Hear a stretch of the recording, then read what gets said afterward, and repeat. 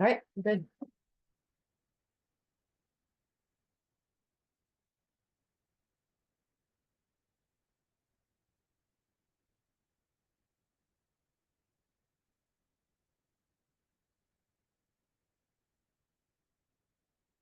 It's on. Game on. Hi, everybody. Laurel Lewis. I try to keep track of the retroactive program. You probably know that. And we're back for part 3 of Memory Matters with the amazing Kelly G. Lowe. And I wrote my words down so I wouldn't forget anything. She is the Community Engagement Coordinator for the University of Kansas Alzheimer's Disease Research Center. That's a mouthful. And she is a powerhouse, man. She's gonna fill us in on everything. This is her third presentation with us. She's been a dementia educator for 24 years. She doesn't look that old, does she? She probably started when she was 5. And, her thing in life is to help people and families, those who are experiencing what she refers to so gently, I think, cognitive change.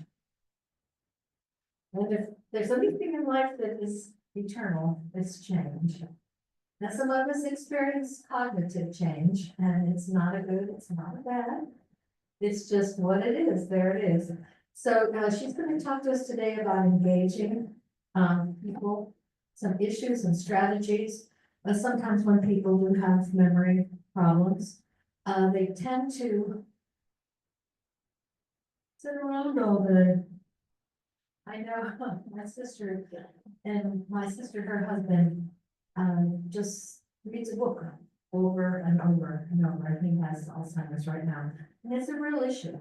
So we're going to hear everything we need to know from the amazing Kelly G. Lowe, and I'll hand the microphone to her.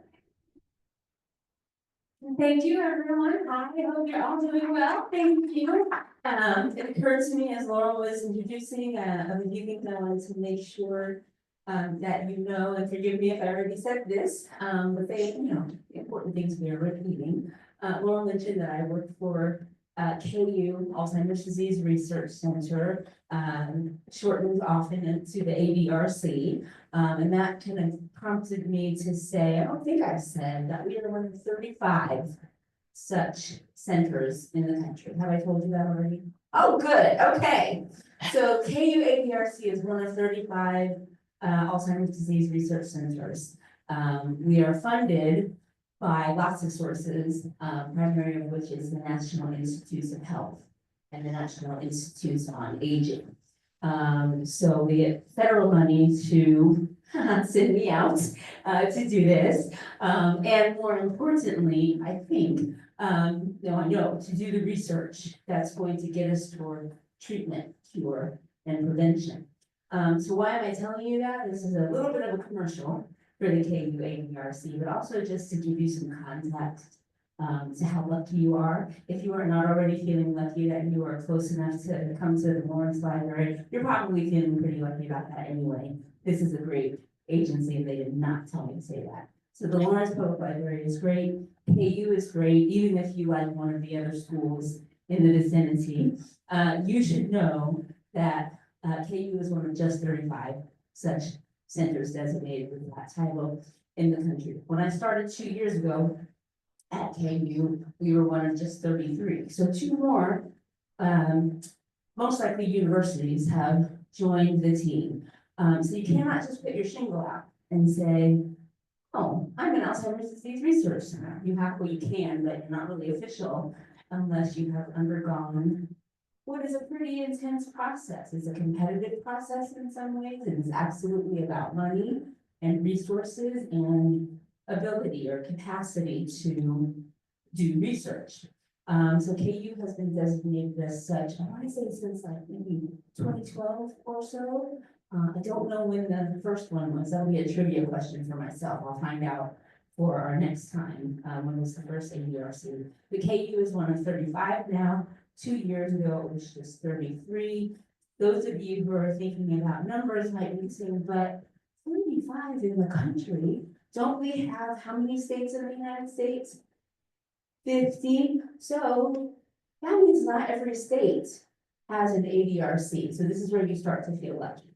So only about 35 places across the country have an ADRC. Not every state has one. Some states have more than one. The great state of California, you all have heard me talk about California. Great state of California has 6 Alzheimer's disease research centers. Is that because California is the greatest state? Maybe. More likely, it is about size. Size, location, funding. So California has 6 Alzheimer's disease research centers. Kansas has 1. Missouri has 1. Let me pick a state somewhere in the middle. Oh, I mean, not that far away. Colorado has none. In fact, we have folks who come from Colorado, right across that city, who come to the KUARC, either in Kansas City or in Wichita, with some regularity to participate in the research. See, are you feeling luckier already? Okay. If you're, whatever reason you don't want to be in Kansas, you just keep going on I-70 and go to St. Louis, to Washington University. They are an ADRC. Once you are not within reach of Kansas or Missouri, your options then are pretty much Chicago, Minneapolis. Yeah, there's maybe one in Texas. I get to look at a map more often. The point is, you're in a really sweet spot here for access to the work we do. All of the ADRCs, of course, are open to the entire country, but in terms of access, sure is a lot easier to just hop on I-70 and go on over to Fairway, Kansas, or Kansas City, Kansas, or down south on I-35 to Wichita, than to live in what's past Colorado, Utah, or Idaho, or one of those places, okay? Will there some 50 ADRCs in the country? Maybe. One more thing I'll tell you, just because it's one of my favorite fun things to say. I mentioned that the process to become an ADRC is competitive. And I learned this a couple years ago when I started working at KU. When KU earned its designation, I think is correct, it was about 2012. I mentioned this competitive process. So much like what might happen in any given March, during the March Madness experience, when KU earned its ADRC designation, apparently we knocked both Duke and Michigan off the list. I think they both got on, and I don't want to get too cocky because, you know, I don't want somebody to say, "Ha, we knocked KU off the list." But all of that is to say, it's really pretty extraordinary that we have access to this information right here in our backyards. And, you know, I hope that we will continue to have access to that federal funding so we can continue to share information and continue to get closer to the cure. Okay, so that's the end of my commercial for now. That lets me warm up a little bit. And now we get to the business at hand. So we are halfway through our 4-part session. And we are going to talk about, as Laurel said, engagement, which is literally in my title, and activities, or in other words, just sit around all day, or just sit around all day. Some of the things we talked to last week were about when things become difficult and challenging, and you might at some point hear yourself thinking, I wish I could just sit around all day. Things are getting a little spicy for me. But then at other times, as Laurel kind of hinted to, you think, oh, they're just sitting around all day. That must be boring, or it's maybe not particularly good. Or maybe they're not really getting tired during the day, so they're not sleeping at night. So what can we do in terms of engaging with activity to make quality of life great for? Oh, I did something wrong. All I did was touch it and it went away. Oh, it's back. Thank you. Okay. Okay. All right. So a few overarching thoughts. And just much like last week. Last week I think I had 30 slides and we got to some number less than 30. This week I have 33. So we'll do our best. And I believe Laurel and Kathleen have the slides and we can make them available to you. So okay. So some overarching kind of philosophical things we'll keep in mind. Even when someone has dementia, or despite of having dementia, of course, we recognize that someone is still capable of a lot of various forms of self-expression. So dementia does change the way our minds operate. It makes us have challenges with memory, in particular, short-term memory. Long-term memory is usually more intact. We know language changes.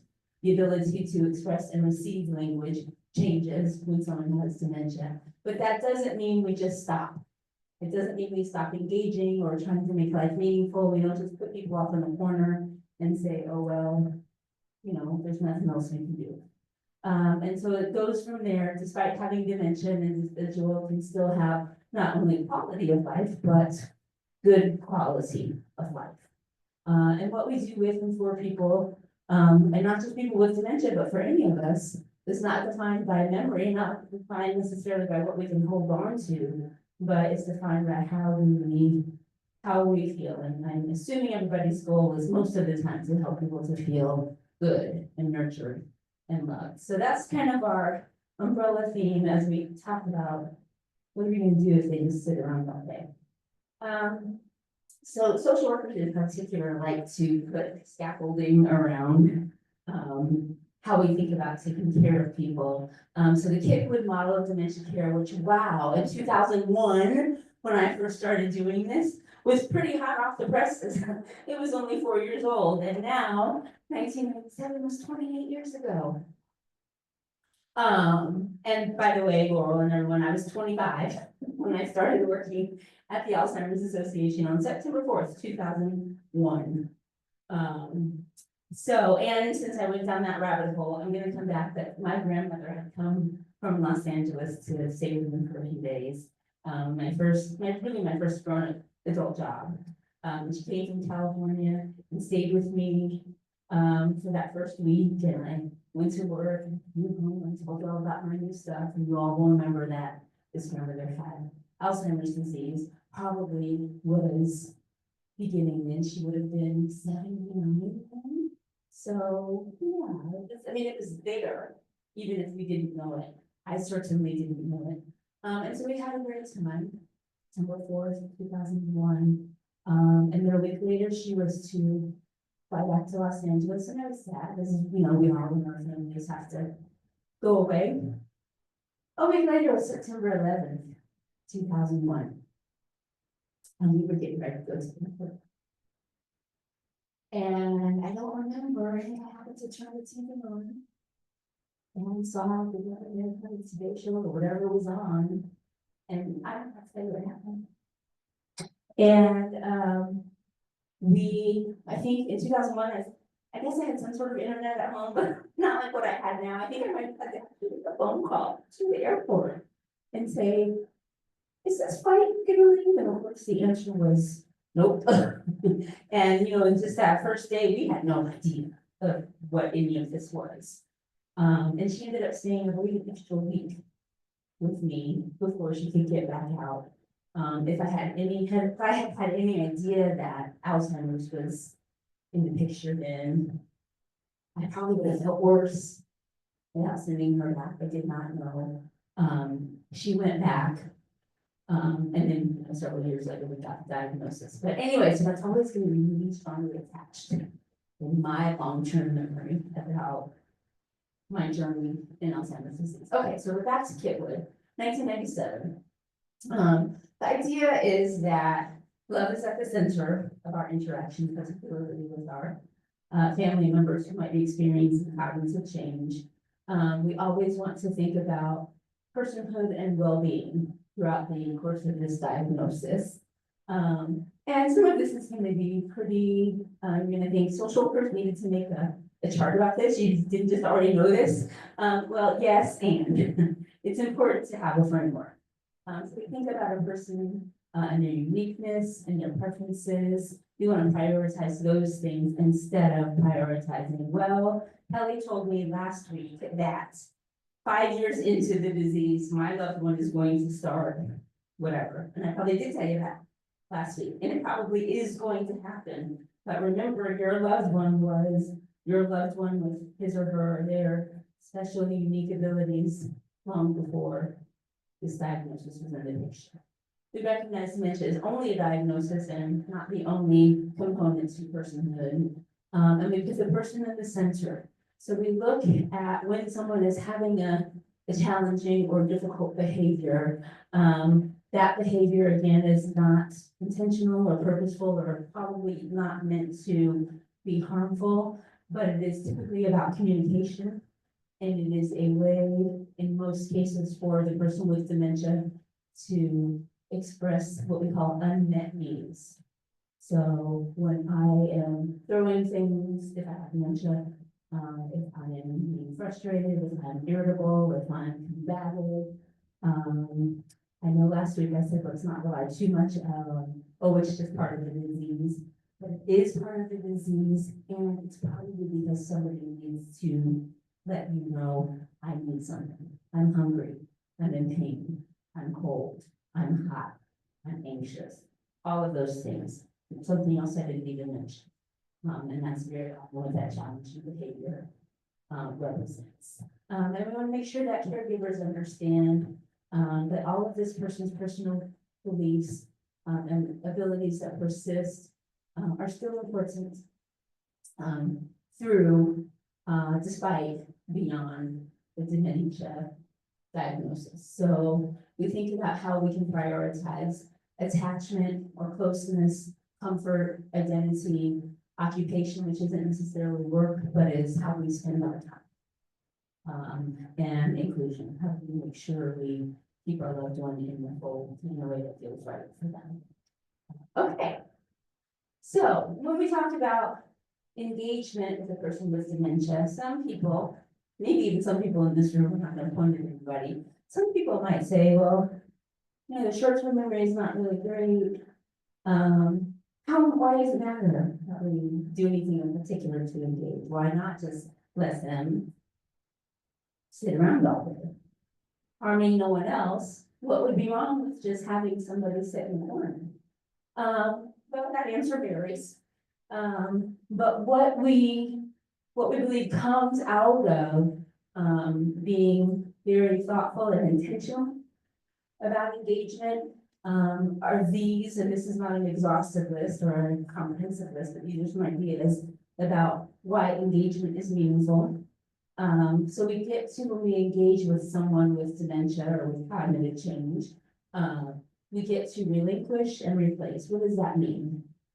Having a diagnosis of person with cognitive change or person with Alzheimer's, person with Lewy body dementia, person with frontotemporal dementia, vascular dementia. This is just a review for you all of the various kinds of dementias that we know exist. So when we have that, one of the things we have to confront is that sounds a little combative, address, deal with.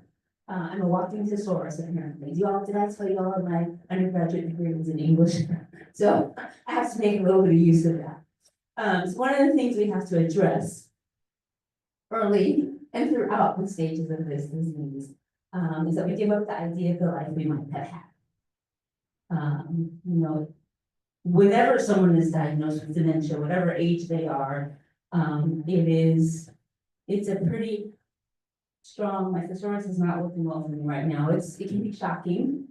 It can be disappointing, it can be scary, it can be overwhelming. It is almost never, wow, I've been waiting for this moment. I'm so happy.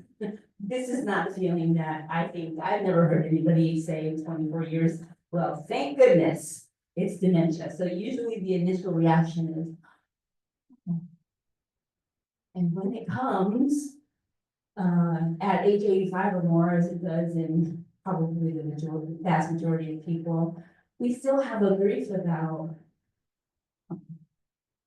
I was expecting to be able to, go on a cruise around the world with my retired grandmother or great grandfather or whatever.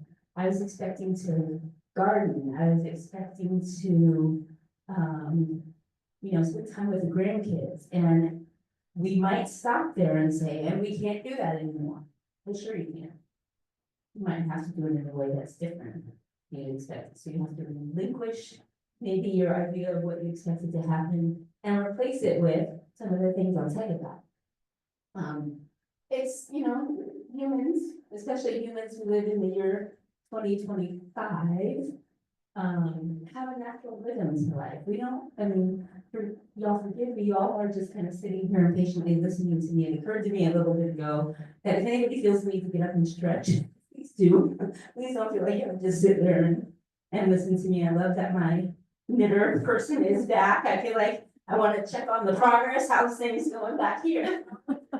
It's another one. Oh my goodness, just when I'm already impressed, you've got another one. Fantastic. Okay, so you didn't need my permission, did you? Nope, just gonna bring my project in. If I say something interesting, then okay. Welcome. Hello. Glad to have you. Glad to have all of you. So anyway, you don't have to just be passive. And feel free to speak up if you have things to say too.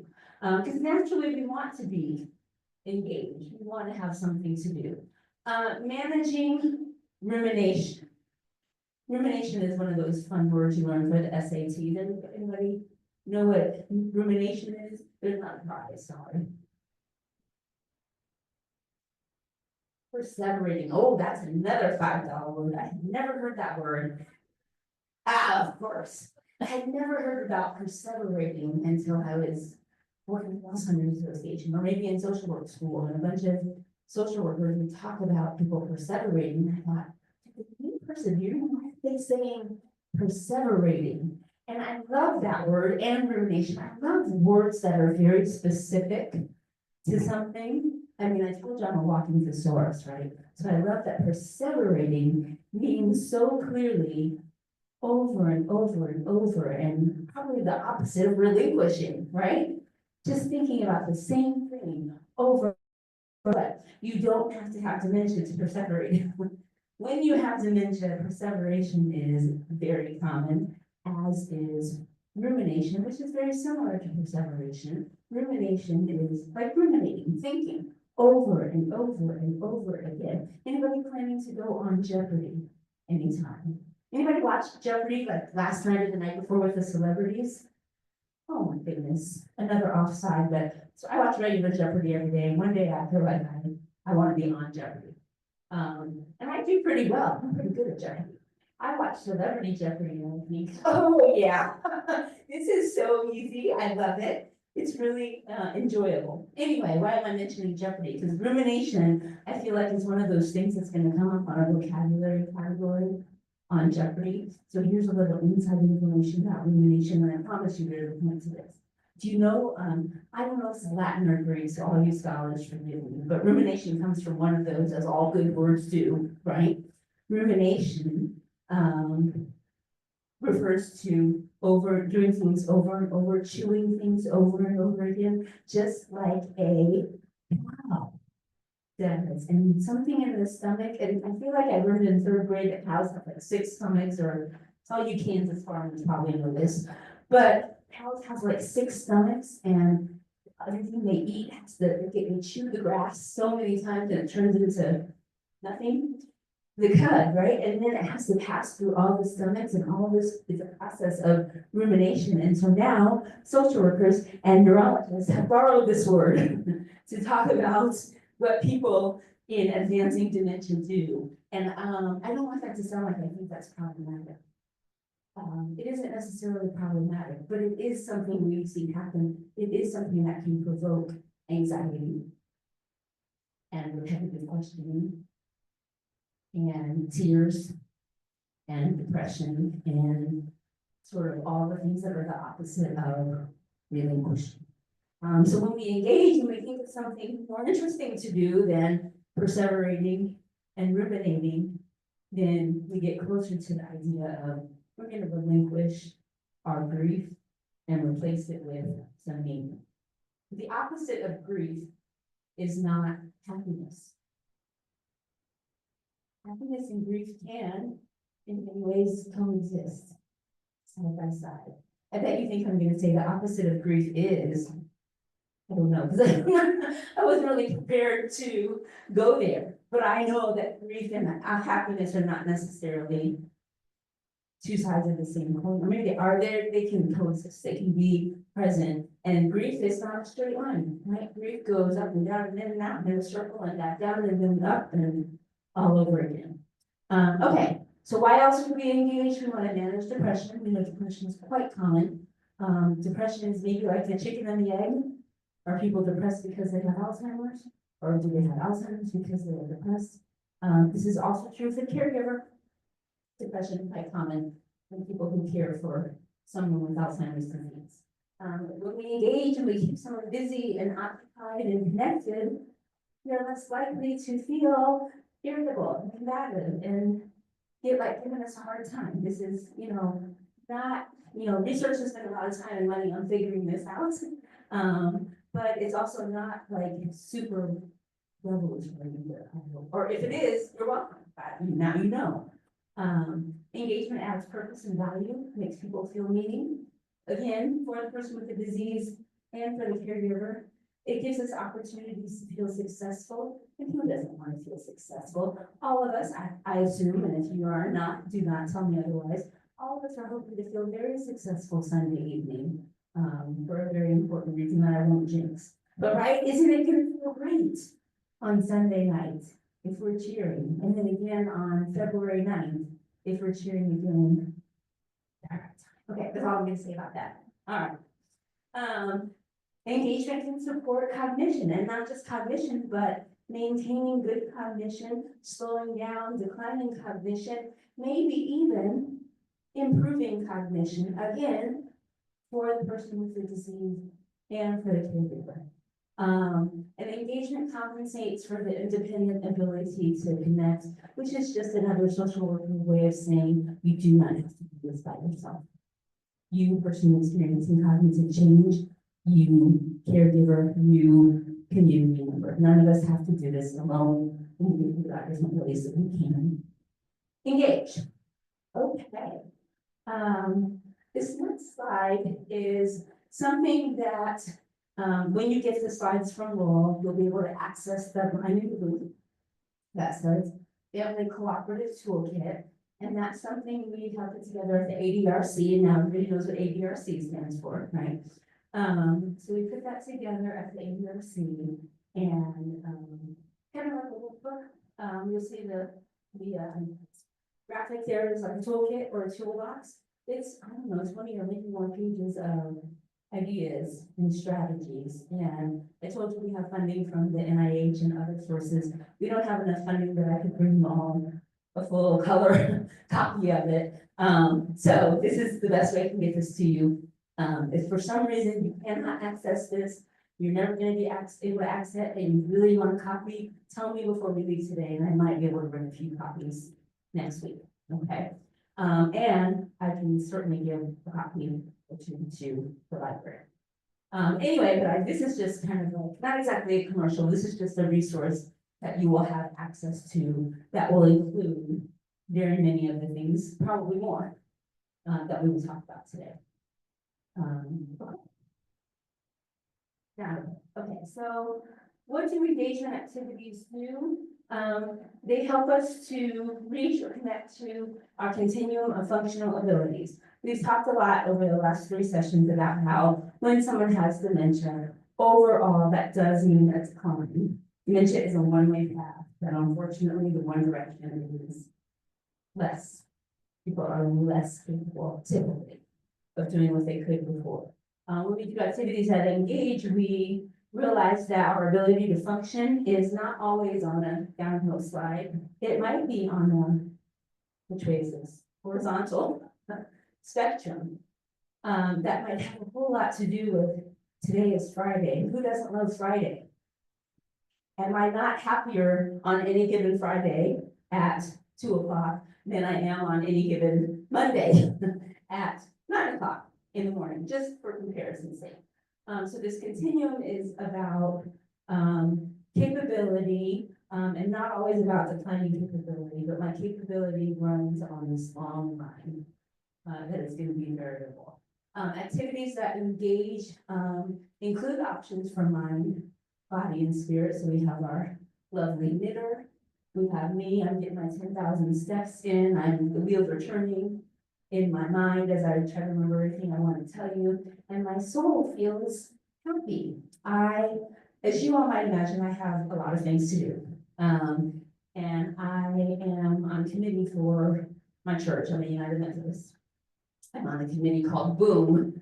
And I'm gonna admit to you that the name of the committee being Boom is one of my main reasons for wanting to join it, because it just sounds like fun. And Boom stands for Board of Ordained Ministries. And basically what it is like human relations for the church. And so the Boom Committee does, annual like certification, or, declaring someone eligible to be a candidate for elderhood, or basically it's like HR, it's saying, oh yeah, you're doing a good job, keep being awesome, boom. So anyway, all of that to say is I was reviewing last night some applications for candidates who want to move up a level in their ministry. Two things I want to tell you about that. One of them is completely irrelevant, but I had to hear it, so now you do too. They have to send an autobiographical form. That includes like, where were you born, where did you go to college, like their resume. And one of these precious people, very top of her form, it said date of birth, 1/5, that's not remarkable, but 2000. I had to sit down because, oh my goodness, 1/5/2000, she just got here.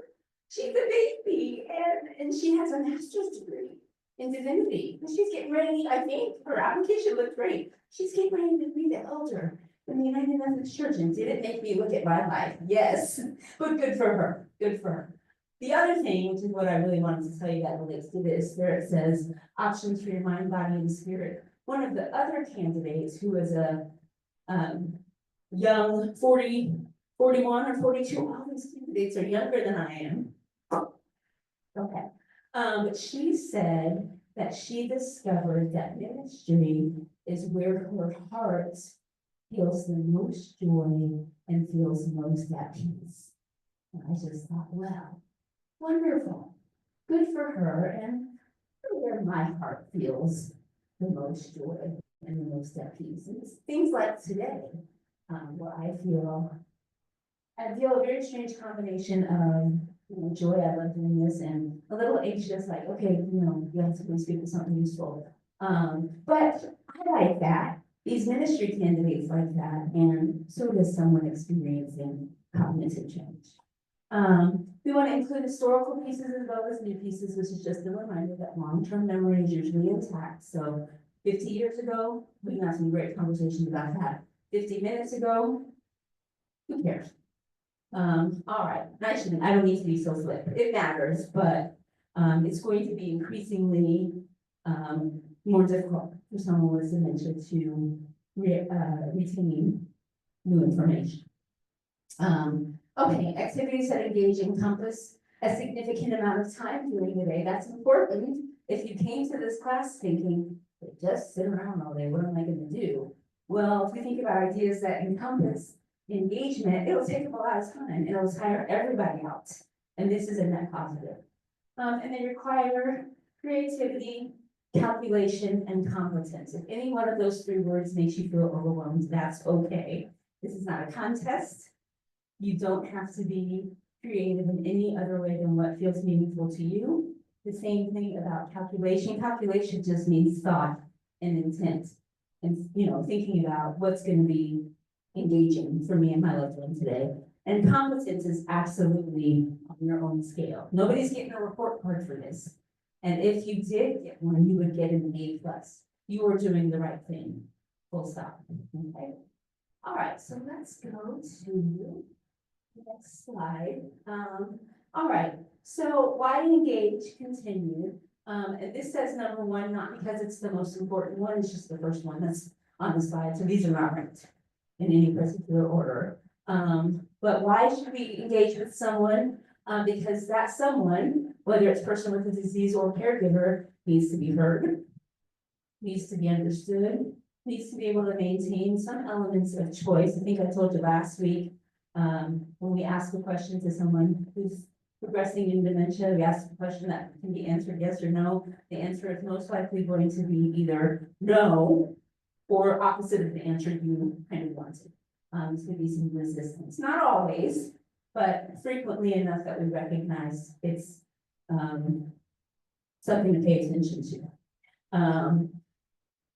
So when we think about how we engage with someone, we think about what can we do to make someone feel like they are making the choice, they have some agency in this process. And if it turns out they want to wear their polka dot shirt and their striped pants, that's not that I would pick. That's the choice they want to make. That's a pretty minor, nobody's getting hurt out of that choice. And some engagement that we have to be more authoritative about choices might include things like driving. Remember, I said driving can be a whole other class on it. Things where there's potential for danger, harm, injury. We'll talk about that a little bit more. And of course, we all want to be recognized as human. We all want to be recognized as people who have needs and desires and wills, and that we can meet those to the greatest extent of our caregivers' capability. So how do we integrate some of these? We talk about communication. You acknowledge that you have heard what someone's demands are, and very often they do sound like demands, don't they? Sound like you have a little dictator in your house telling you, I want something to eat. Give me something to eat right now. My grandmother was famous for, I'm so hungry, you never feed me anything while the food is in her mouth. And so, yep, we heard you. Isn't that the most delicious, whatever it was you have ever eaten? Oh, yes, give me some more. No, I'm not hungry at all while she's eating the thing the whole time. Okay, well, bridging into such tactics as diversion when demand cannot be met. Well, if you've eaten all the ice cream, I would love to give you some more, but there isn't, there literally is not any more ice cream to give you. So, oh, let's go listen to this music over here. Not always that easy. So acknowledge, I heard you, yes, the ice cream was delicious. I'm not sure that gets to be your favorite ice cream. Tell me about that, and then we get to hear a story. I'm just sitting down because I need a break. We get to hear a story from childhood about how they used to make homemade ice cream, and they had the, not the machine, what do you call it? The ice cream maker. You had to turn that crank, and it seemed like it took hours. And I bet that ice cream was delicious for something you spent 3 hours working on. How dare it not be good? We want to make sure we frame our messages in a way that integrates people, our loved one, our companion, integrates their opinion when it is possible, when it is safe. Activities of daily living include all the things we kind of do on our hat: eating, bathing, dressing, toileting. Here's another example: getting up and out of the chair or up and out of the bed, sitting back down in the chair. I want to lie down because then it's over, but lying down on the bed. How much do we think about the process of sitting down in a chair? I'll tell you, I think about it more than I ever have because I have arthritis in both of my knees, and it started 5 years ago with arthritis in the shoulder. I started having this shoulder pain for no reason whatsoever. I tried to tell people that it was because I played tennis against both Venus and Serena Williams, and they wore me out. My orthopedist said, no, that's not it. Turns out there isn't any particular reason for me to have arthritis in my shoulder other than that's what happens to bones. So anyway, the arthritis I feel like is contagious. Unlike Alzheimer's, you can't stand by someone who get, who has Alzheimer's and get Alzheimer's. They probably say you can't stand next to someone who has arthritis and get it. But listen, I've been working with a lot of people with arthritis for 24 years, and now I have it. So it's the only explanation. And once you get it, it spreads. Mine started in my right arm, and I'm left-handed, thank goodness. And it spread to both my knees, my right ankle. So far, my left ankle and my hip are kind of okay. But anyway, I have arthritis now, so I do spend a little bit more time thinking about sitting down and getting up from the chair to this and sit down okay. I can even, I might regret this later, stand up without help, but it sure would be nice if this chair had an arm. But also, it's really nice, I can do this because nobody's sitting here. It is really nice that I can move this chair over, because remember last week we talked about COVID and nobody wants to sit this close to anybody. But it's also nice because if this chair doesn't have arms, because I can sit and I got all the space I need in this chair, which is an important accessibility concern. So anyway, all of that to say is when people's ability to do this and this unassisted changes, it's probably going to change because of age. It's definitely going to change in the midst of Alzheimer's disease. Something as easy as getting in and out of a chair, in and out of bed, having breakfast, lunch or dinner, taking a shower, getting dressed, all things that we probably don't think about very often, but will change and will require somebody else to help. So when we start to see that increasing need, giving limited choices might be one intervention. So going to the breakfast buffet at, wherever they have a really good breakfast buffet. I'm not sure those are really a thing anymore since COVID. But going to the breakfast buffet where there's pancakes and waffles and croissants and donuts and sounds amazing to me. Pretty overwhelming, maybe, for someone experiencing dementia diagnosis. So maybe not the whole buffet, maybe here's your breakfast and identifying what's on the plate. This is pancakes, this is eggs, this is bacon, so on and so forth. So making things very clear for people. Respect historical time frame. Again, think about what historically has worked out for this person, eating breakfast at 9:30 versus 6:30, whatever that might be. Kind of keeping that routine intact for people. And again, routines and preferences, those are just a few examples. This is not an exhaustive list. Where it says activities, I didn't actually create this slide, but I think what my colleague was thinking for this particular slide was when people are in more supportive care facilities like assisted living or skilled nursing or other long-term care facilities, activities like having resident councils and almost every care facility I've ever been in has some kind of garden activity that is meaningful for people. And menu planning, I'm not sure how much control people in facilities have over menu planning. But those are some things we can think about in those situations. Okay. We'll go to the next one, number 2. Remember that people with dementia have, throughout the dementia process, the ability to experience and express a range of emotions, just like they did prior to the diagnosis.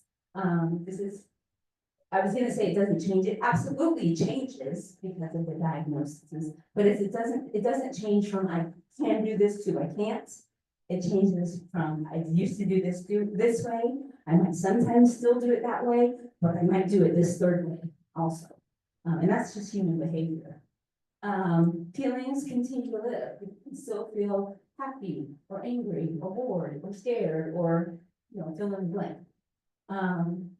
Because those feelings still live and because the parts of our brain that help us to regulate those feelings, like that frontal lobe of the brain that's keeping you all so polite and nice, because that is maybe not so great in someone with dementia, the care recipient or the person with the diagnosis often loses their ability to internally reassure themselves. So we all, to some extent, have some kind of inner voice. Some of us have a really loud one. Some of us might have a quieter one, but we all have something inside ourselves that says, I'm gonna be okay. I'm not gonna be okay. Danger, danger, or okay, she's got less than an hour to go, or I can make it. Or whatever that voice is that's telling us. That lives as part of our executive function. That's part of our frontal lobe, our intact behavior. When we have dementia, we have less control over that. So internally, the person might be thinking, oh, I don't know, none of this looks familiar. I don't know who this person is. I don't know what to do. And that gets expressed as, who are you? When are we going home? When are you going to feed me? Et cetera, et cetera. This is much more likely as the disease progresses to that middle stage. It is still there in the earlier stages of the disease, and it might be somewhat more challenging to deal with someone is in early stages of the disease and they are still, pretty reasonable in terms of managing their own feelings and recognizing that something's changing. And not maybe knowing what's changing or why, or what to do about it. So often, others superficially reassure. We do this to all kinds of people for all kinds of reasons, and it's going to have to be one of them. Oh, don't worry, it's gonna be okay. You'll be fine. It's okay. And that isn't always helpful. This diagnosis brings along with it, as you've heard for today, and will continue to hear, many losses, including the coping strategies that many of us have. If I'm experiencing advancing dementia and I'm having some struggle with my short-term memory, I'm feeling overwhelmed, I'm feeling impatient, and one of my strategies before might to be go outside and take a walk around the neighborhood. But now I have a dementia diagnosis, and my family says to me, we don't think it's a good idea for me to go outside and take a walk in the neighborhood, and if they don't want to go with me, then that's hard, that's a loss. What do I do about that? And the extent that I might recognize that that's happening out of a great deal of concern on my family's part, might not be recognizable to me. And so we think of ways to. Yep. I mean, I see it on my screen, but. Some sort of force field, I don't know. Okay. I'm gonna just. Not touch anything for it. Okay. So ways to communicate, listen, and always, of course. Listen to what the person is telling you, acknowledge what their feelings are, acknowledge what their strengths are. Page full of social welfare's guiding philosophy is the strengths, perspective. We think about what's working well for people, so instead of saying what's wrong with people, which sometimes we can feel frustrated at level one to say, what is wrong with you? What's wrong with me? What's wrong with the world? We might think about what really went well for you today. How was that breakfast? Good job on those guys winning that football. So on and so forth, and thinking about our strengths rather than something that might be more pessimistic or more negative. As we talked about last week, we definitely want to watch our expressions and our body language and our nonverbal language.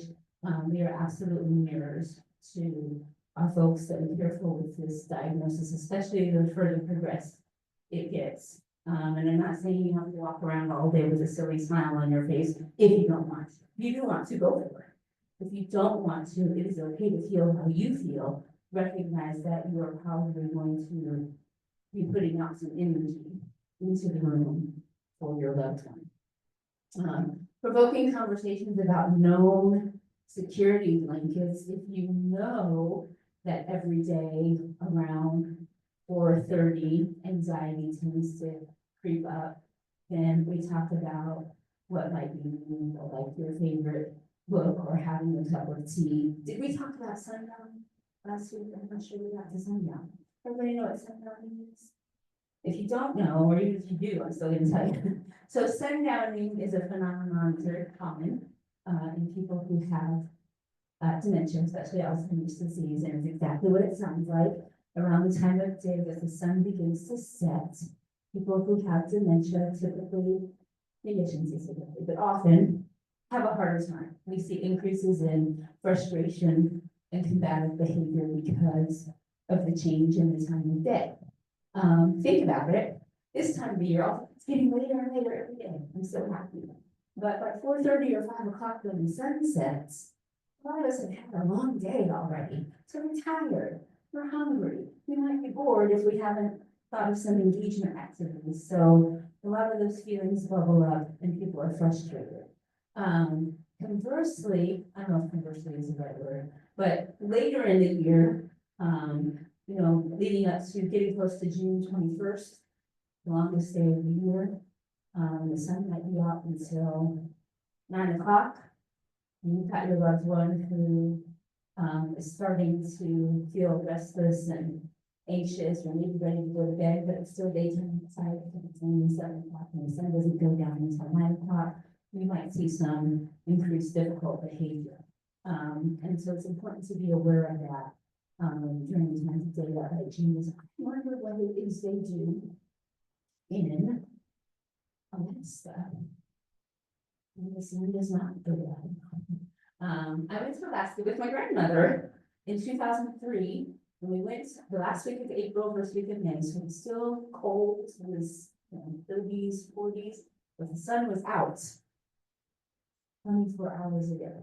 So in 2003, she would have been 81. She probably was, beginning to have Alzheimer's disease. I remember in our hotel, we had these big curtains that you could draw, so that at night, when it's time to go to bed at, 11 o'clock, draw the curtains and black out the sun. So maybe that's how the Alaskans have figured out how to manage sundowning. I don't know what they do this time of year, when I think it's pretty much dark 30 to 24 hours a day.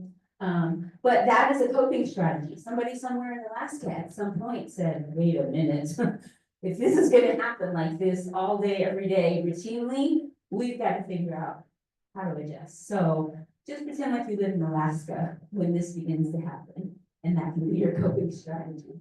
Activities of daily living, again, those things you kind of take for granted, like eating, bathing, etc.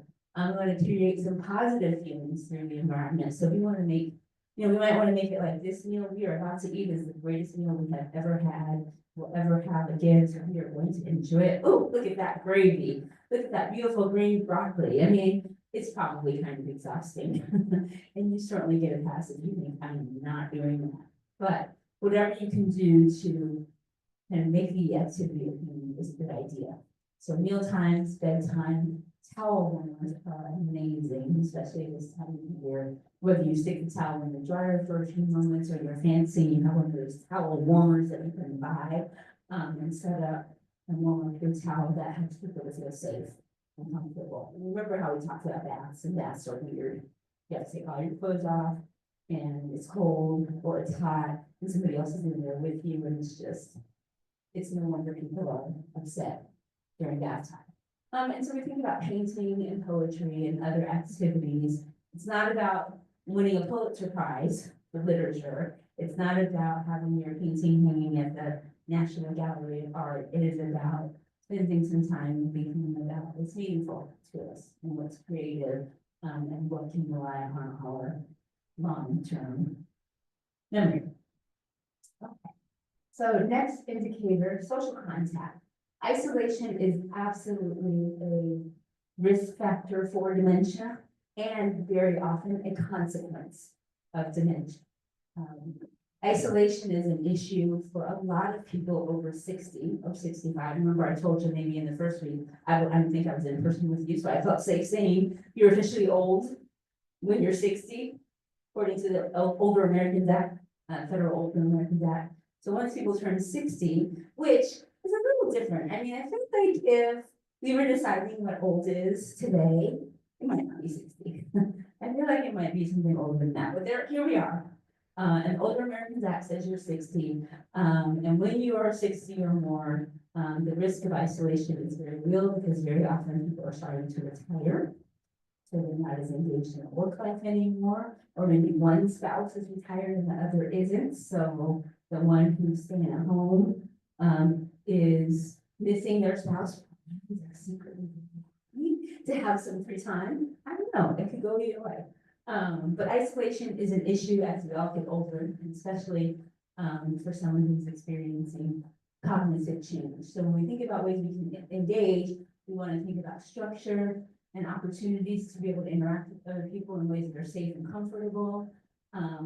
Being a long-term caregiver is another factor here. We are not all always caregivers for someone who lives next door or around the corner, or even in the same state. Putting my family back on that plane to California on September 18th, after all of that happened, and we weren't even aware of the diagnosis then. You can imagine the guilt that I felt a few years later when she started to have more obvious signs of Alzheimer's disease, short-term memory loss, and all the things that are hallmarks of the disease. And remember, I think I told you, I thought working with the Alzheimer's Association would give me a free pass, and it didn't. And here I am 1,500 miles away, trying to support this new diagnosis. So I'm feeling isolated, and also, that's not, I mean, the focus is on this person I love who has this disease. What we can think about in terms of addressing isolation, is that especially in the earlier stages of the disease, people probably have more capacity to incorporate their social graces, or their, in other words, their frontal lobe is maybe still working really well. They know mostly how to behave, and can mostly do that and have some awareness of, this is a little bit harder for me, but I am going to act like the nice person I know I am, and know that that retention will decline over time. Okay, so some ways to integrate that might help reduce isolation. Introductions to others. We all, I'm not gonna even survey you, because I know everybody would raise their hand. We have all had an experience where you run across somebody in public and they know you, and you do not know who they are. It probably happened, I mean, not probably, it does happen to all of us. Imagine that happening and you're experiencing Alzheimer's disease. So we want to be proactive about that and get ahead of what might be an awkward or embarrassing situation and introduce people, even if you think they know. Still introduce, oh, hey, it's so good to see you. How are you, Bob? And you know, the whole thing, you give some cues. And this, the winning part of that is that you don't have to have Alzheimer's for that to be beneficial to you. You know, use your spouse. I know my parents have a, you know, an agreement that whenever they're out, and if one doesn't introduce the other to the friend, it's because they don't remember the other friend's name, and you just gotta help me out, right? You can talk about, provoke some of that long-term memory and some of that feeling of what am I really good at, when you have conversations about, I enjoy you when something that has been really meaningful for that person. I enjoy you when you tell me about that person's baseball card, or the statistics for the Royals in 1985. Is that okay? Good. How was that World Series win for the Royals in 1985? And sad am I to say, the 2015 World Series is now 10 years ago, so now it feels a little historical. Come on, Royals, we need another one. Where we've got the Chiefs, so we've got some more recent stories we can talk about. But I enjoy you when you do this thing that I know is meaningful to you, and you talk about it.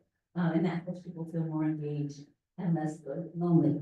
Encourage families to attend structured activities, to get out of the house when they can, to go to something meaningful, like a class at the library, or to a play that might be just an hour long, or to the park on a nice day that gives some meaning and some enjoyment. We want to match capacity to our activities of daily living. So maybe cooking a full Thanksgiving dinner is off the table, but one of the best activities that is helpful, that is failure proof, that feels purposeful, and that can be done over and over again without any need to do it right, is folding laundry. Now, if you're one of these people that says, oh no, all the edges must be lined up. I used to work at the Gap, and all my t-shirts have to be exactly the same shape and size. This is not the suggestion for you. But if you are a normal person, folding laundry is a great way to keep people active and engaged. They can't do it wrong. Who cares if the pink towels and the green towels are all together? It's fine. Guess what? Here's the secret. Once all the towels are folded, you can go and unfold. And we start all over. I don't want that to sound infantilizing or patronizing. But it is a known activity that brings a sense of purpose and fulfillment. You almost always have some laundry that needs to be folded. And if you can trick or convince someone to do it for you, it's a win-win situation. Okay, attaching bathing with social responses. You know, bathing is something that can be so challenging and so difficult. Sometimes we can convince someone to take a bath based on needing to be socially acceptable. My grandmother grew up in a time when people took their bath on Saturday night, right? On Saturday night, so they'd go to church on Sunday. So she didn't want to take a bath, and it's Wednesday, It's only Wednesday, I don't need to take it out, so now it's Saturday. No, today is Saturday, we're going to church tomorrow, you've got to take your bath. So if I haven't mentioned, lying is totally fine. In Alzheimer's care, we don't call it lying, because my grandmother told us we were not allowed to lie. She wouldn't even use the word lie. She would say, you're telling a tale, right? The word lie itself was like saying a cuss word. You're telling a tale, or you are not telling the truth, but lying, oh, no. So in Alzheimer's world, we call it validation. We call it therapeutic fibbing. We are telling someone that it's Wednesday when it's really Saturday, or whichever way that's supposed to go. Not because we were trying to be mean and lie to them, but because we need them to take a bath, or we need them to go to bed. We also have to assess who we need them to. How important is that? That's another conversation. Some activities, just a few examples. Walking is great, weather permitting. You don't need any special equipment. You can do it inside or outside, you can do it as long as you want, or as little as you like. Intergenerational programs, I mean, who doesn't love a cute kiddo, or even a reasonably cute teenager, and an older adult having conversations. I had a meeting this morning, and Laurel and Catherine, you should have been learning. I had a meeting this morning with the Kansas City, Missouri Public Library about doing some programming together. And I mentioned how we use the recording from this at their place for you all this week, so they said, you're welcome. And so anyway, we were talking about some ways we can collaborate to bring Alzheimer's programming to the Kansas City libraries. And one of the things that's gotten a lot of traction is to do some children's programming. Lots of kids are becoming de facto caregivers for older adults, sometimes out of opportunity, and who doesn't want to hang out with their cool grandma, but also out of need sometimes, because parents have to work. And kiddo needs to be able to stay with an adult. Is it always a great idea for the person with dementia to be a babysitter for a kid? Maybe not. Can it work sometimes? Yeah. Can it work when parents is in the other room and both of them can just be engaged? Yes. So anyway, we were talking about the library about doing some programs. And so Laurel and Kathleen, actually, I probably want to have a conversation with you all about some things we can do here in Lawrence also. Bifocal kids, I don't know if those are still around. Do you know about those, Laurel? I feel like I've heard about those, Kathleen. Do you know about bifocal kids? Yeah, actually. Okay. So bifocal kids are, you wanna, I'll take a break and you can maybe We call them memory kits here. They're available in the health spot. And they're collections of books that have themes that kind of elicit memories for people who have dementia. I really wish they had been around when I was visiting my dad who had Alzheimer's. It's things like there's a theme and it's in the box, and it's things like old cars or I don't know, things that like you can go through with a person and just say, oh, we remember this particular car or this particular place. It's kind of like my dad loved dogs, and so I would go down to the friend's garage and buy as many dog books as I could possibly put my hands on. So that's at least my interpretation of what the bifocal kits are. And the library kind of has made their own. Bifocal is actually a company that does this. But if you are interested, just go back to the health spot and look for the tubs or ask somebody at the gas desk and they get y'all set. They're very cool, so. Okay, great. I didn't mean to put you on the spot, but thank you. And I think bifocal might be one of my favorite puns because it's, by like two kinds of different people and folks, and also bifocals to help us to really see better. So lots of fun. I'm glad to know there are some of those in Lawrence, and I think probably lots of the libraries have access to those. So those are a few suggestions on some things. I'm just doing a time check. I am not doing well here. We are on slide 13 and I have 20 more. So I'm going to take advantage of being able to see the next slide. So hang on, just pretend like there's an elevator music playing because you will have all of this in your slides. There is a certain slide I want to get to, mostly because I just think it's fun. So hang on and we'll come back to some of these. Yeah, this is the one I want to make sure I get to. So just like the bifocal kits, it sounds like you can take advantage of what exists at the library, or as Kathleen mentioned, strike out on your own and make your own that would be meaningful to your loved one. The point that you should be taking away from all of these suggestions for engagement is that you, I'm just gonna say should, and that felt a little stronger than I really wanted. I don't want to should on you. But it would be a good idea, or I encourage you all to think about activities that are meaningful to spend time with your loved one. Just letting them sit around, not if I sit down again, I'm not gonna get back up, but just, sitting around all day and not engaging in some meaningful way. I remember I told you all you get an A+, you're not doing anything wrong. It's less good to just sit around and do nothing with them all day. So as much as you can fill up time, and that doesn't mean the burden is on you individually as a sole caregiver, but involve other people, think about some of these resources that your libraries and other community spaces have. And find some engagement to do. And here's one, that is pretty easy to do. There's a couple of things. So at the bottom bullet, on this slide, you'll see there are 2 points, old comedy routines, and YouTube especially is really good for this. Is there anything you cannot find on YouTube? I don't think so. You can learn how to change a tire. You can fix your leaking toilet. You can, you don't have to go to concerts again anymore, people. You can stay home and put YouTube on your TV, watch a movie. Probably you should do it legally, don't, pirate, but you can do everything on YouTube, including finding things to entertain yourselves. So that's not a commercial for YouTube, but as far as I know, you can do it for free and it's pretty accessible anywhere. So YouTube is great for this. And then the next bullet is something called time slips. Anybody ever heard of time slips? It is really neat and it's so simple that I can't believe I didn't think of it first, and the person who did think of it, I think you solved for it at no charge.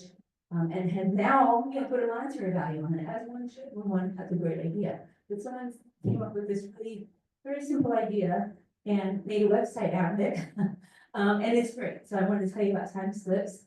The idea behind time slips is that you get a picture, pretty much a picture of anything. The more interesting the picture, however, the better. And you get to define what's interesting. This is an example of a picture that's in time slips. You talk with your loved one. You talk with your loved one and your grandchild, your loved one and the neighbor, and the church group, and the people at the library, whatever. You do this one-on-one or 20-on-1. You take a picture and talk about what happened in this picture. This can be very simple and very elaborate. Who are these people? Where are they coming from? What are they going to do next? Where do they live? What are their names? What is that little rascal on the end doing? Does he know them or is he making fun? This picture, I don't know when it was taken. It looks like it's, a few years old. I think this picture predates the idea of photobombing, right? Y'all know what that means now. You see somebody taking a picture and you go and, get in with him. Was he photobombing them? Does he know them? We could, for the rest of our time together, we could come up with a story for these people. And I love it. And I talk about this picture a lot. I just know that I don't have things to make it. See that other little rascal in the back there? He's holding up what looks like maybe, I don't know, some kind of stick, a fishing pole. What is he doing? We could have we could take an hour to do this. And the thing about this, it's kind of like playing Scrabble. You get different titles every time. You can do this again tomorrow and come up with an entirely new story. Or you can continue the one that you made up today. You can rely on that short-term memory not being great. I've never seen these people day before in my life. Who are they? You can use this picture. The thing about time slips is that they have a whole bunch of pictures on there that I think some are free, some you pay for. You don't have to do that. You can go get a bunch of libraries if the library is probably, or magazines, right? That the library would probably be happy for you to take away. Look at magazines, old magazines, National Geographic, or cooking magazines, you can look at food. The point is, this is a pretty foolproof activity that you can do that will nurture family connection, can be humorous, can be revealing, can be, reassuring, can be so many things.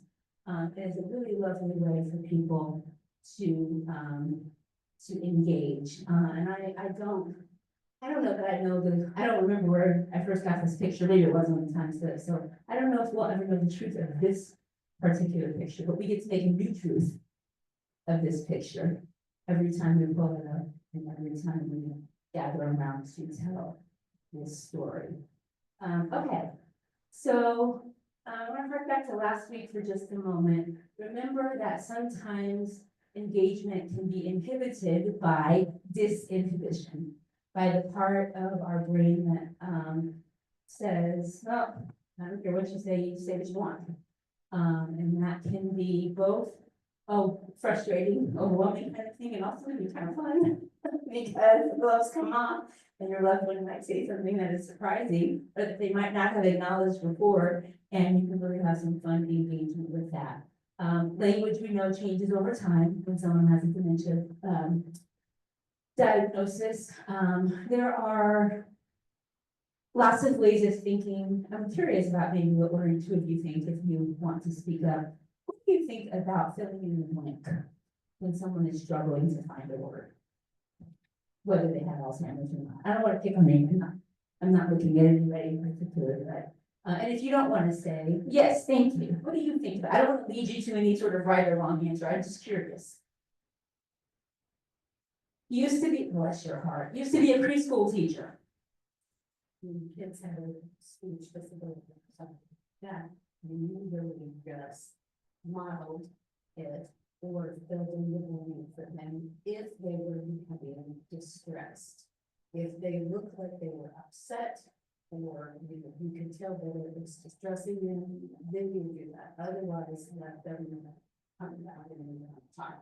Two different ways, depending on kind of, if it would be, you were listening maybe last week when I said, if it's not causing distress, not causing harm, you just let it go. If it is, and you think it would be helpful to fill in the blank, go for it. So pretty much that's the answer I would have given is, you do what feels useful in the moment. There are some people who will say, for someone with dementia, having a word finding problem, don't fill it in, that robs them of their dignity. It's a fair assessment. There are others who would say, please don't let me go around saying all the time, please fill in the blank for me. And that is an appropriate response. The truth is somewhere probably between those two things. Sometimes you fill it in, sometimes you don't. Bless your heart, preschool teacher. Wow. 40 years, oh goodness, okay. So no, anyway, that language capability will evolve over time. I don't know if anybody, you don't have to answer this, you can if you want. If anybody in here has someone whose loved one has dementia and speaks more than one language. Yes, okay, I won't pick on you a little bit, but you can just be my example. Lots of times, because of that short-term, long-term memory stuff, the second language declines. Yep, green. First language stays intact.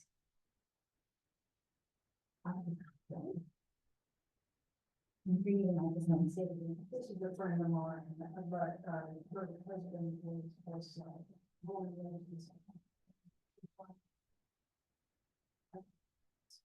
and I know exactly what I'm talking about. One thing, but because he lost, and then it was, so how can you imagine? And I wasn't, we did not talk about this prior to right now, right? The plot twist I wasn't expecting. You said nobody else in the family spoke the language. Can you imagine having this diagnosis? You've been able to speak two languages. Now you only speak one, and the one that you've retained is not one that anybody else around you speaks. Who said this was just about being forgetful? Here's another layer to how this disease evolves over time. So gosh, thank you for sharing that. That can happen. That even happens for those who might speak just one language. Their ability to manage speaking any language gets absolutely compromised. And that is time, can be difficult a lot of times, but that is where you might think about activities where language is not so important. Music is the universal language, right? No one, you don't have to be able to talk to each other to listen to music together. You can listen to music in any language. That's another thing YouTube is good for. You can do time slips. Time slips is somewhat heavily language dependent, but you can get a wonderful nonsensical story. Anybody ever read, what's that, Jabberwocky by Lewis Carroll? What a bunch of nonsense that is, and also we know what he's saying. We know what he means, in that story. Alice in Wonderland even is kind of an extension of all kinds of whimsical characters and nonsensical things. So language can still be supported even when it's compromised. So there are lots of creative, hands-on ways, that are pretty failure-free. Especially if you let go of the idea, if you relinquish the idea that failure is even a thing. Forget it, nothing is a failure. You do it this way, it comes out. I was gonna say it works, but that means that it could also not work. So you do it, it turns out one way, you do it again, it turns out yet another way. Okay, let's go.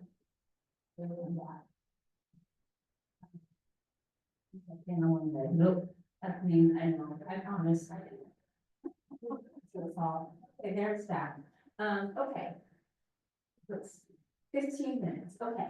I want to, so there's a whole, there's 10 or 20 other slides we might not get to that are more examples of what we might try. Kathleen, what would happen if I tried to click on this link? Did it open? I was gonna say, I don't want to get too fancy on you. It is a PowerPoint. If I say, let's see, look at this. Maybe, oh, I can see it here, but do I have to, do something to make it be up there?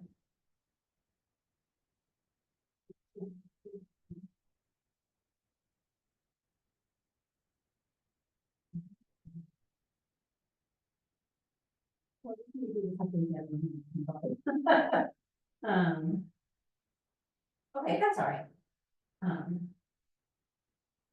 Yeah, okay. It opens on here, but not for you all. It's kind of like the Emperor's New Clothes, right? I can see it. Don't you see that book turning pages up there? No, no, okay. Oh well, anyway, so the Family Cooperative Tool puts a lot of what I've just been running my mouth about for the last hour and a half right in front of you. Gives you some ideas, gives you some worksheets even that you can fill out. You can call a family meeting and say, on Wednesdays, we're gonna do time slips. On Friday, we're gonna fold laundry. On Saturday morning, we're gonna unfold laundry. And on Saturday night, we're gonna take a bath. So you can plan some activities for your loved one. Please make sure when you plan anything like that, to pencil in, not pencil, put in permanent marker, Sharpie in a time for you to take a break. It's required. You have to do that.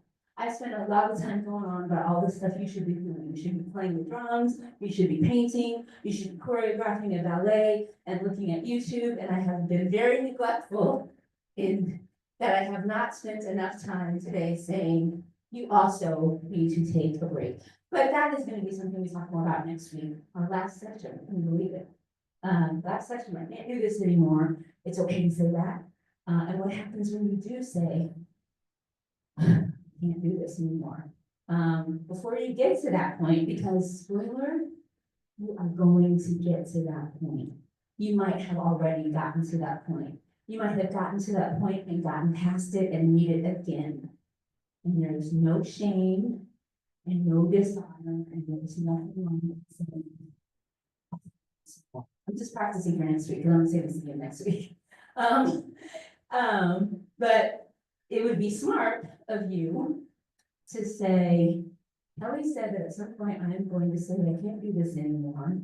I want that point to be tomorrow. And that's okay. You're ready to say it tomorrow. Good for you.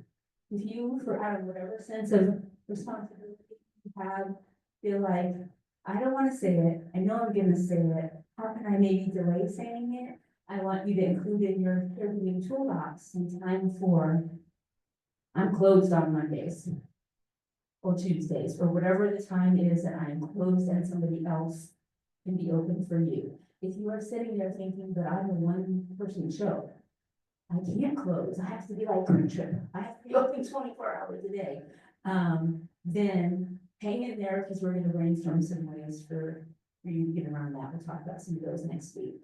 So the Stanley Cooperative Toolkit is a great way of helping you kind of navigate that, helping you with some of those activities I mentioned today. It's especially helpful, all of you are the real winners, and I hope you feel that way. I think some of you are probably here as has anybody seen the Hunger Games, and they say, I volunteer as tribute? Some of you have volunteered as tribute for your family, you have decided to take one for the team, and you are coming to learn all the information. Others of you, maybe didn't do that quite so enthusiastically, but here you are. Others of you have people that live far away, and they're doing something else, whatever it is. You're here absorbing all this information that I've been giving you, you're getting yourselves equipped. You might think, I know it all, I heard everything she said, and I'm good. So now I'm deputizing all of you to take all this information from the last 2 weeks and from today and share it with somebody else in your family, so they too can step up. So you can say, I am closed on Mondays. Let them have the information, and this kind of tool and just this arsenal of information I've given you over the last 3 weeks is a really, I think, helpful way for you to not have to take it all home by yourself. So you give it to somebody else so that you are not the only one who is having to play this role. All right, so I want to go do this. Last slide. For Kathleen's good.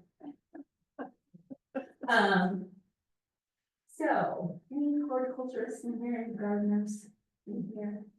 I know, recognize these flowers.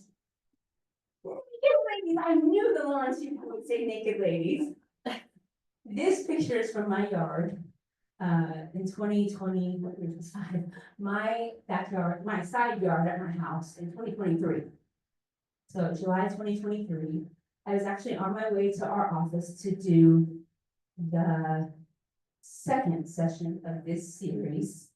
I was getting ready to go, I pulled out of my garage. I am not a horticulturist or a gardener or anything. I pull out of my garage, it's the height of summer, I pull out and I see this growing in my yard. I have nothing to do with it. I mean, I didn't plant a seed. I didn't water, I still haven't watered it. I did not do anything but say,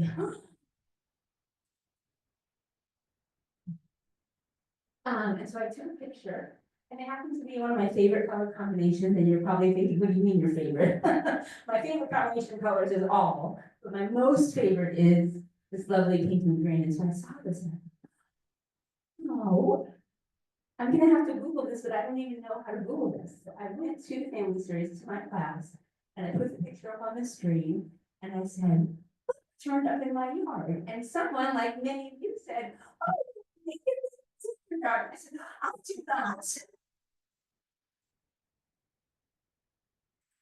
And he said, no, those are called naked ladies. I thought, no, I did not think I knew everything, but I certainly had never heard of that. Let me just give you a pro tip. Do not Google naked ladies.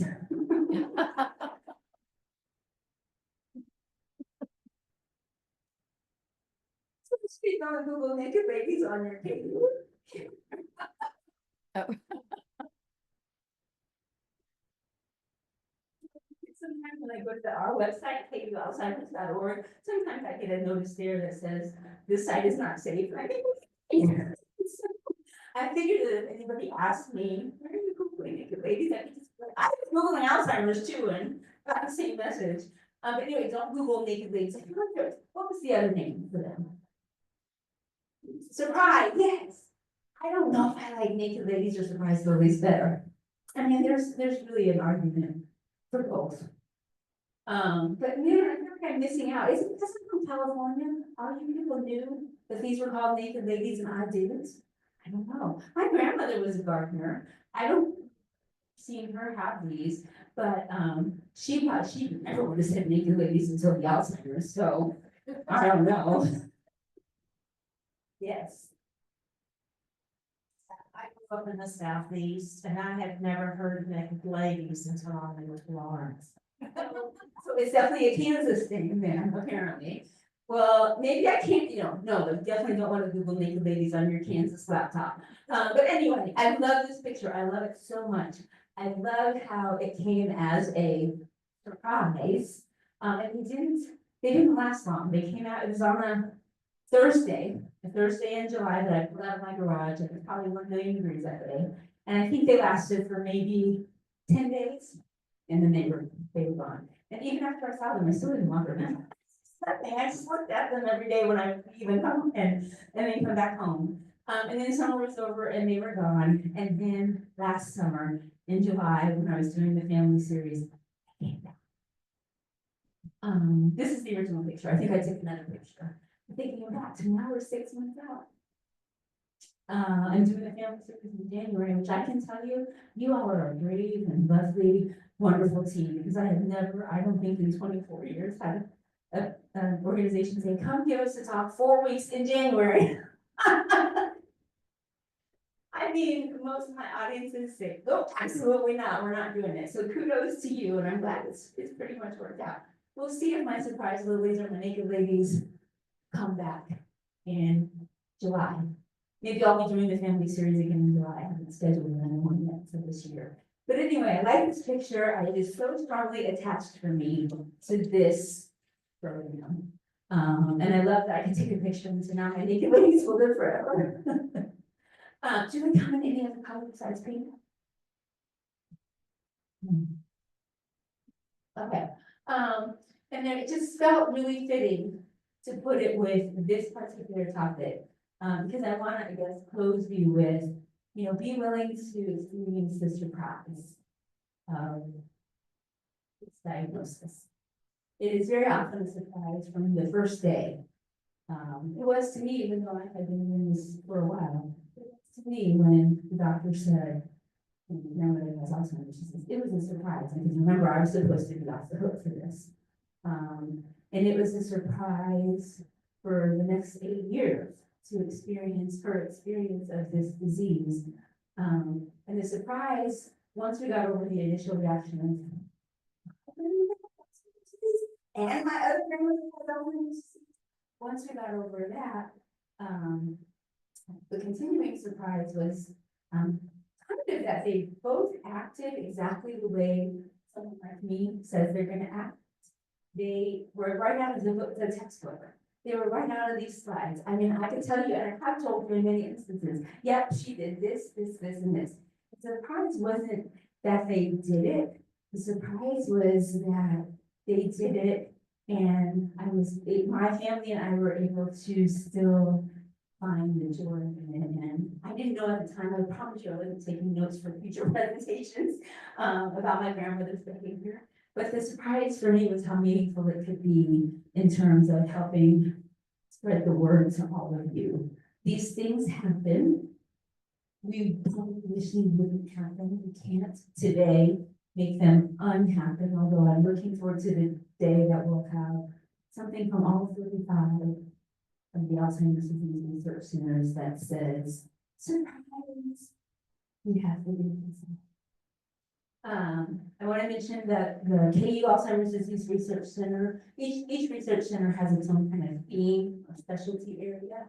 At KU, our specialty area is being awesome, we're the best.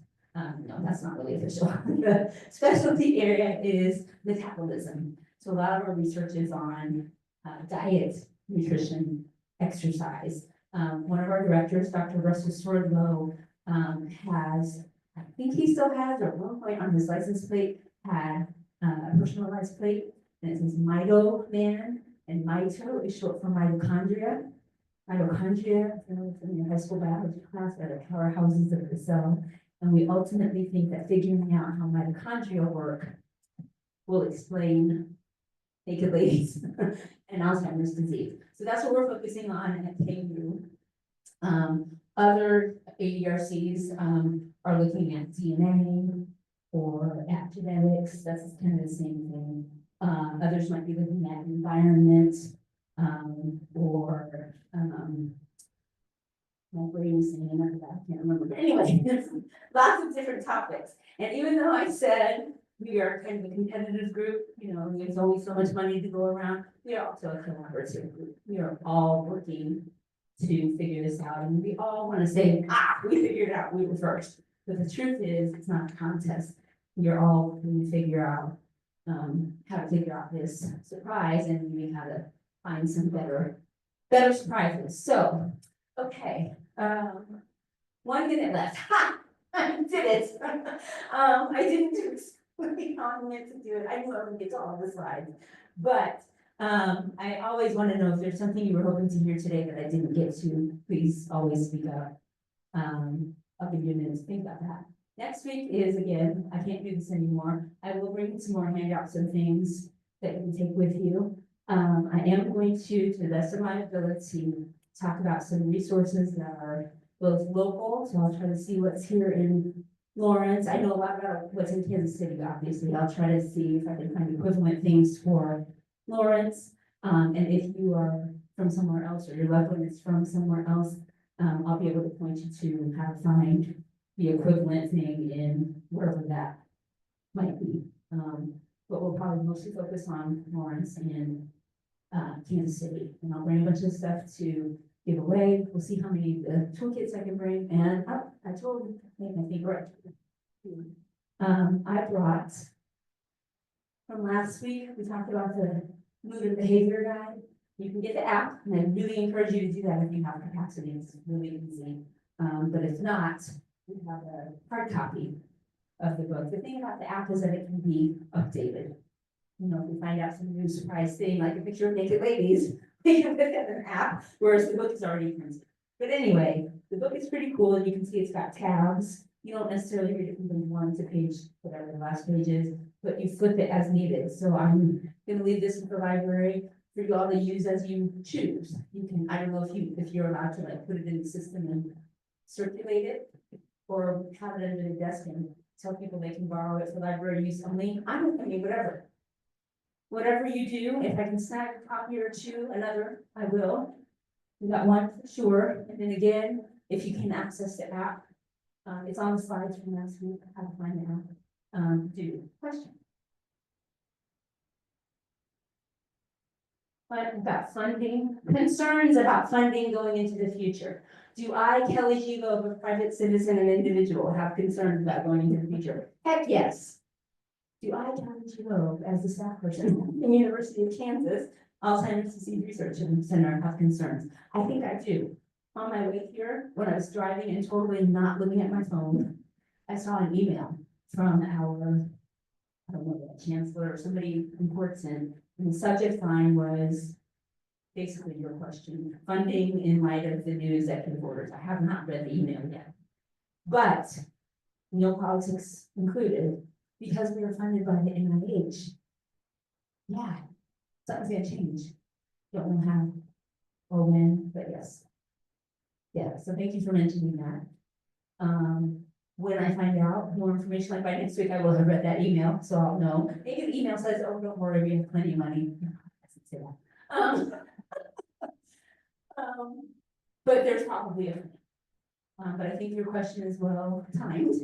I think all research centers are gonna have to think about that. All universities and creates money from the federal government is gonna need to be concerned, but guess what? We always are gonna have to be concerned. That's not a comment on anything current whatsoever.